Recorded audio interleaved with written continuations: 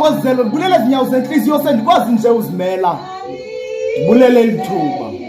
Ndibulela endaweni mise kuyo abanye bakwazanga ufika apho ndikhoyo. Ndibulela amandla akho athanda ndikukhumalisa. Ndibulela iphiko lakho lithela ndifukama. Ndibulela igazi lakho bulichiza phambi kwam kuze idede bumnyama. Ndibulele lithuba.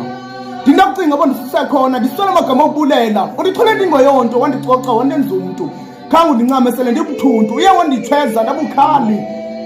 Ndibulele lithuba. Ndibulela elithuba. Andikabi nanto nto nje ndibulela izandla zakho ezithe zanditshova zazina lapha. Andikafezekisa amaphupho wami kodwa ndibulela ezinyawo undinike zona ukuze ndibe nokwaleqa. Yanga wandigcina ndide ndifezekisa amaphupho abazali bam. Izinto ndohle ndinazo kodwa ndibulela undiphuncukisa kuzo. Ndime apha ndisola amagama okubulela. Ndibulela ngenazenzisiyo. Ndibulela elithuba.